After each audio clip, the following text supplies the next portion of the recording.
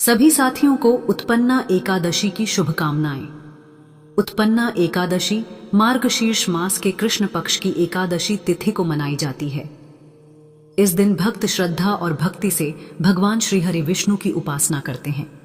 शास्त्रों में इसे सभी एकादशियों की जननी कहा गया है, क्योंकि यही पहली एकादशी थी जो जगत में प्रकट हुई थी। यह उत्पन्ना एकादशी व्रत मोक्ष मार्ग का द्वार खोलने वाला माना गया है। मन, वाणी और कर्म से हुए पापों का क्षय होता है। परिवार में शांति, सुख और सौभाग्य की वृद्धि होती है। संतान की इच्छा रखने वाले दंपतियों को शुभ फल प्राप्त होता है।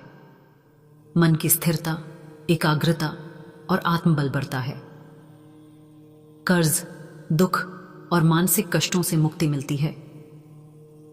प्रिय साथियों, कथा को अंत तक अवश्य सुने, क्योंकि यही उत्पन्ना एकादशी व्रत आपके जीवन की दशा और दिशा दोनों बदल दे।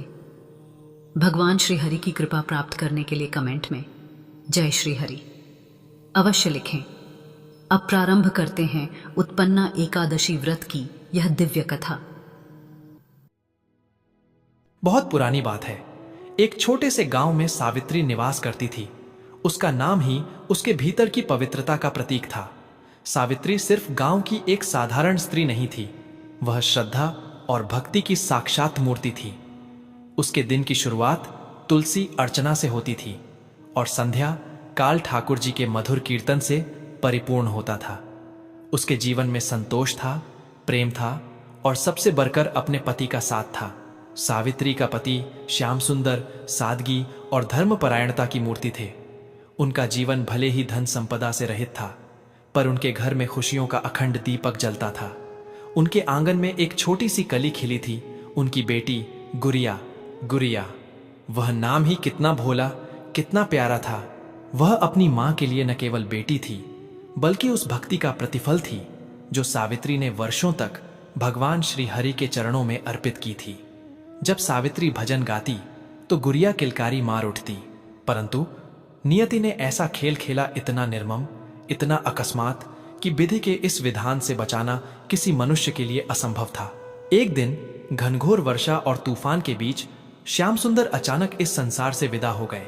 वे थे और अगले ही पल वे नहीं थे।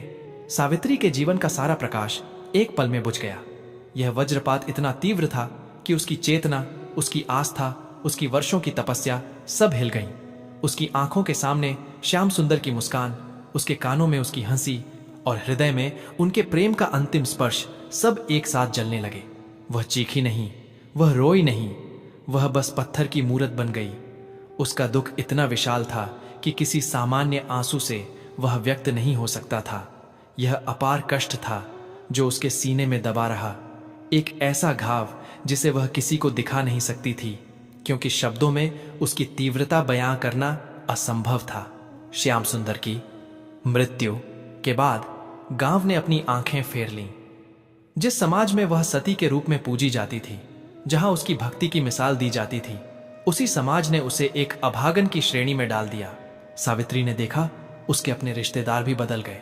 पहले जो हाथ उसे सहारा देते थे, अब वही दूर हट जाते। जो स्त्रियां उसके घर प्रसाद खाने आती थीं, वे अब उसे अपशकुन मानकर मुंह मोड़ लेती थीं। सावित्री ने अपनी सबसे बड़ी पूंजी खो दी थी, पति का प्रेम, और उसके साथ ही वह सब खो दिया जो उसके जीवन को अर्थ देता था। श्याम सुंदर के जाने के बाद घर में गरीबी ने अपने काले पैर पसार लिए। पेट भरने की चिंता और समाज के तिरस्कार ने सावित्री को तोड़ दिया। वक्त धीरे धीरे सरकता रहा, पर सावित्री के घाव भरने के बजाय गहरे होते गए।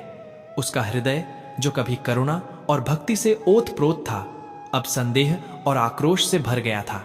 वह बार बार ठाकुर जी की बंद आंखों वाली मूर्ति को देखती और भीतर से चीख उठती, हे मेरे हरि, मैंने वर्षों तक आपकी तपस्या की, मैंने एक भी एकादशी नहीं छोड़ी, मैंने सदैव धर्म का पालन किया, तो यह कैसा न्याय है? मेरी गुड़िया को इस कष्ट में क्यों धकेल दिया? आप कहाँ थे जब मेरा सुहाग छिन गया? सावित्री का विश्वास कमजोर पड़ गया। उसकी आंखें, जिनमें कभी भक्ति का तेज झलकता था, अब खाली थीं, दर्द से भरी थीं। उसने अपनी पुरानी पूजा की पेटी बंद कर दी। तुलसी के पौधे में जल देना छूट गया।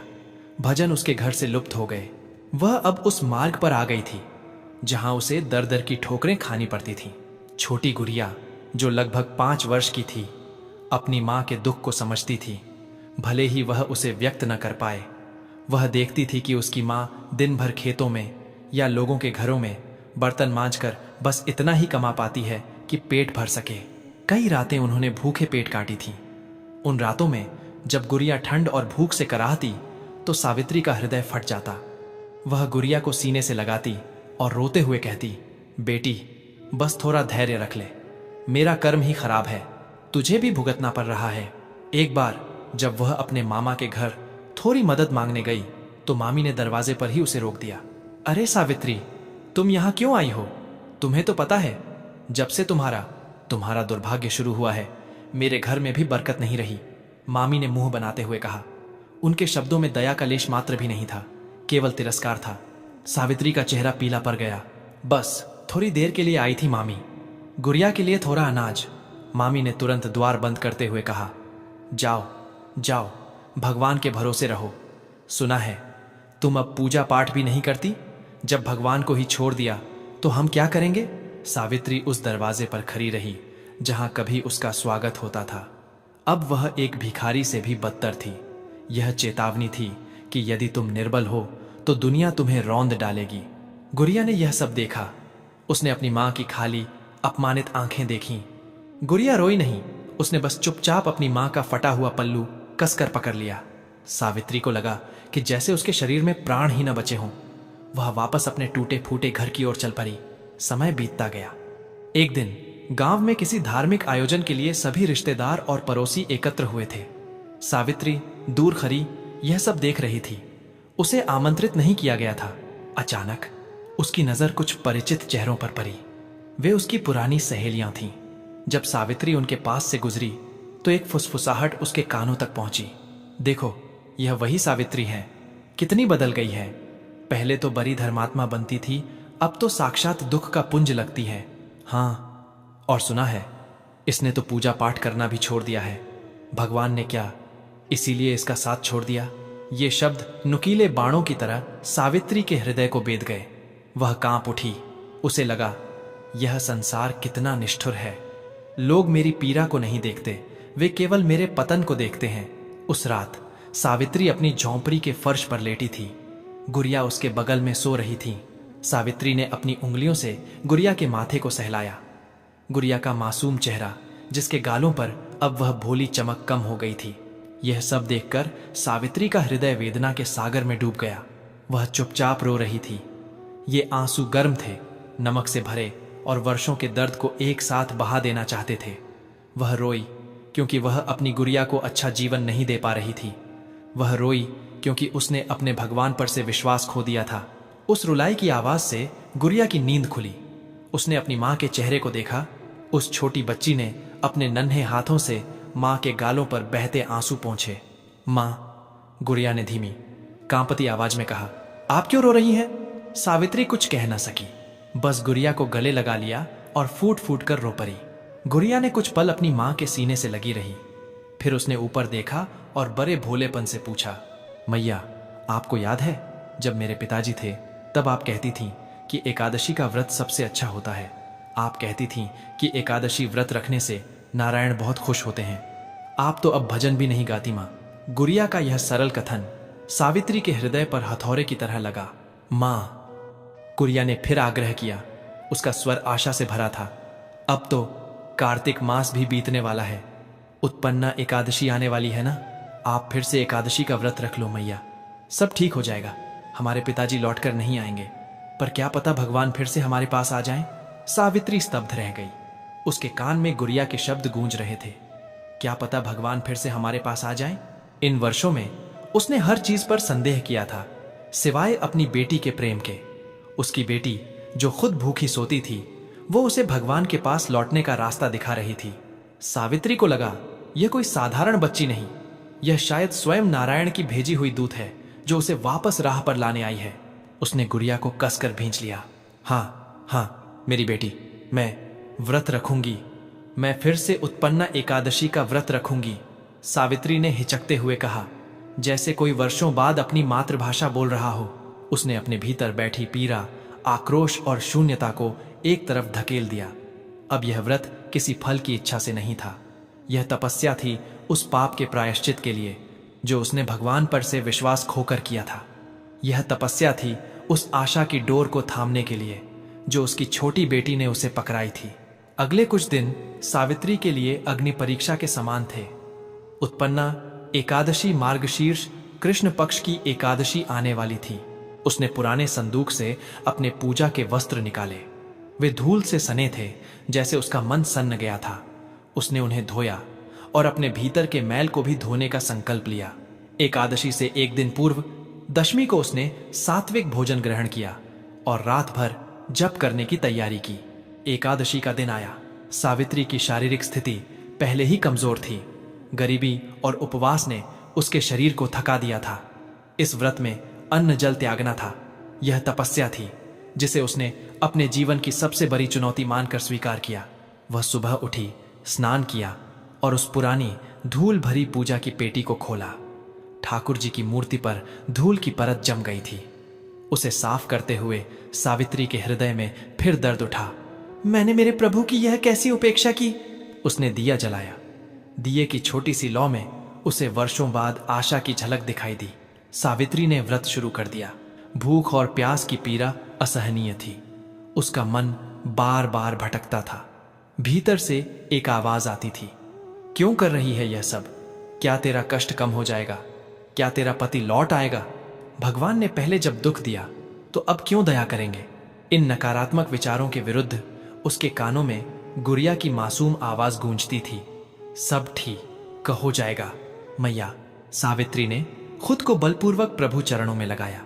उसने माला उठाई और ओम नमो भगवते वासुदेवाय का जाप शुरू किया। दोपहर होते होते उसका सिर चकराने लगा। शरीर में इतनी कमजोरी थी कि वह जमीन पर गिर पड़ी। गुड़िया ने यह देखा। वह दौड़ कर आई। माँ, क्या हुआ? पानी पी लो। नहीं बेटी, यह तपस्या है, मैं नहीं टूटूंगी। सावित्री ने कांपते हाथों से गुड़िया को दूर किया। गुड़िया माँ के पास बैठ गई और चुपचाप उनके पैर सहलाने लगी। इस बच्ची का मौन प्रेम ही सावित्री की सबसे बड़ी शक्ति बन गया। सावित्री को याद आया कि वह पहले कितनी श्रद्धावान थी। वह याद आया कि वह एकादशी व्रत में कितनी ऊर्जा से भरी रहती थी। आज वही व्रत मृत्यु तुल्य लग रहा था। उसने अपनी आंखें बंद की और अपनी सारी पीड़ा, अपना सारा दुख भगवान श्री हरि विष्णु के चरणों में अर्पित कर दिया। हे करुणा निधान, मैंने आपको छोड़ दिया था, पर आप मुझे मत छोड़ना। मैं यह तपस्या किसी सुख के लिए नहीं कर रही। बस यह विश्वास लौटा दो कि आप हैं। बस यह दया कर दो कि मेरी गुड़िया को उसका बचपन वापस मिल जाए। जैसे जैसे दिन ढलता गया, सावित्री का संकल्प मजबूत होता गया। रात आई, गांव शांत था। सावित्री बैठी रही। उसके होंठ जाप कर रहे थे और उसके हृदय से करुणा की एक धारा बह रही थी। अब यह केवल व्रत नहीं था, यह हृदय का मंथन था। पूरी रात उसने जागकर श्री हरि का नाम लिया। जब सुबह हुई तो सावित्री के शरीर में कोई शक्ति नहीं बची थी, पर उसके चेहरे पर वर्षों बाद एक शांत तेज था। वह तेज जो टूटे हुए विश्वास के पुनर्निर्माण के कारण उपजा था। एकादशी बीत गई। अब समय था पारण का व्रत तोड़ने का। द्वादशी का सूर्योदय हो चुका था। सावित्री ने पारण की तैयारी की। ब्राह्मणों को खिलाने के लिए उसके पास कुछ भी विशेष नहीं था। बस थोड़ा सा गुड़ और चावल था जो उसने पड़ोस से मांग कर जुटाया था। गुड़िया उत्साहित थी। उसने अपनी मां को स्नान कराया और उनके माथे पर हल्दी का तिलक लगाया। सावित्री ने अपने ठाकुर जी को भोग लगाया और द्वारकाधीश से प्रार्थना करने लगी, प्रभु, यदि यह व्रत सफल हो, यदि आपने मेरी तपस्या स्वीकार की हो, तो मुझे एक संकेत दें। मेरे हृदय में फिर से वह ज्योति जगा दें जो बुझ गई थी। सावित्री दिए के सामने बैठ गई। पारण का मुहूर्त आ रहा था। उसके हाथ कांप रहे थे। तभी अचानक नियति ने अपना अंतिम खेल दिखाया। एक तीव्र हवा का झोंका आया। यह झोंका इतना प्रचंड था कि झोंपड़ी के भीतर रखी हर वस्तु हिल उठी। वह छोटी सी लौ जो इतनी मेहनत से जलाई गई थी, फरफराई और बुझ गई। सावित्री सन्न रह गई। उसका हृदय धम्म से बैठ गया। नहीं नहीं, उसकी आंखों में निराशा के आंसू आ गए। वह गिरते गिरते बची। उसका सारा विश्वास, सारी तपस्या, सब कुछ उस बुझे हुए दिए के साथ अंधेरे में डूब गया।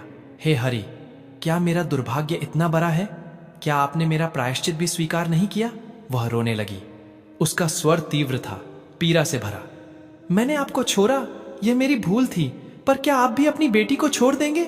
गुड़िया यह सब देख रही थी। वह डर गई, पर उसने हिम्मत नहीं हारी।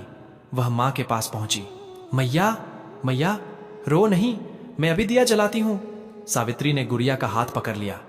रहने दे बेटी, शायद अब यह ज्योति कभी नहीं जलेगी। कमरे में गहरा अंधेरा था। बाहर का प्रकाश भी तिरस्कार से मुंह मोड़ चुका था।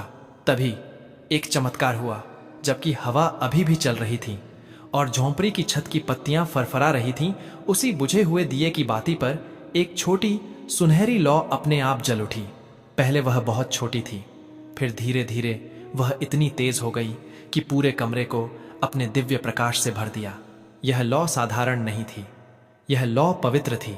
यह लौ साक्षात भगवान श्री हरि की उपस्थिति का प्रमाण थी। सावित्री और गुड़िया दोनों ने आंखें फाड़ कर देखा।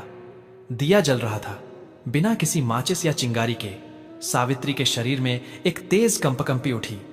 यह डर की नहीं, बल्कि अपार प्रेम और करुणा के बोध की थी। वह दिए के सामने घुटनों के बल बैठ गई।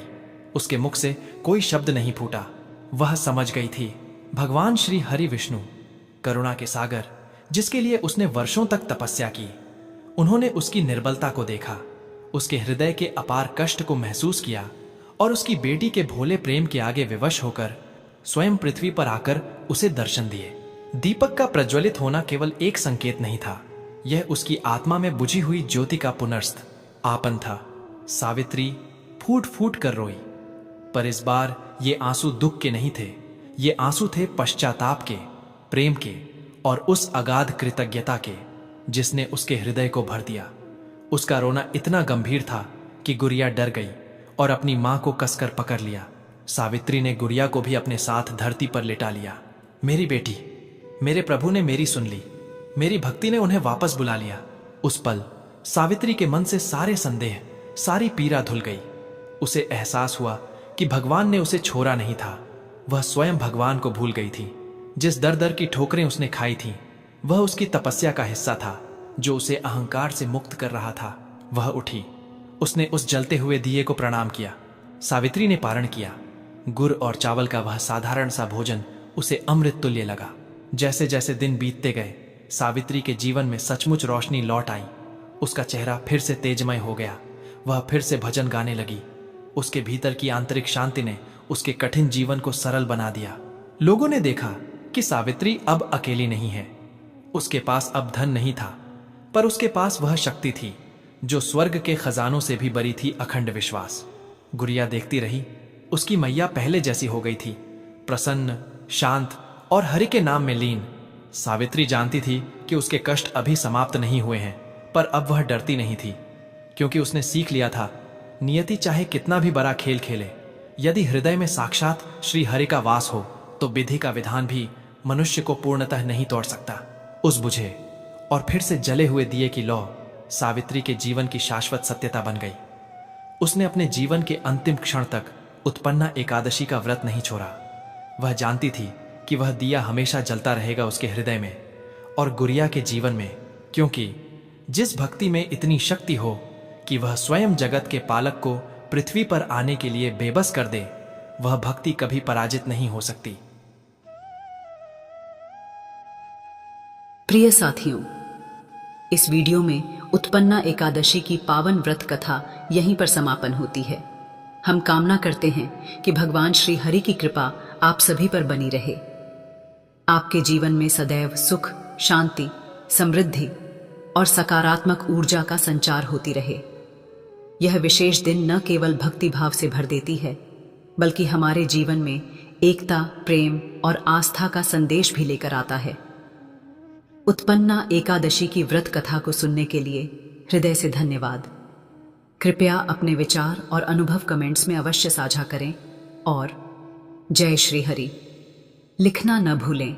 आपके द्वारा किए गए कमेंट्स न केवल आपको प्रेरित करेंगे, बल्कि अन्य दर्शकों के लिए भी भक्ति और श्रद्धा का स्रोत बनेंगे। जय श्री हरि। जय उत्पन्ना एकादशी माता।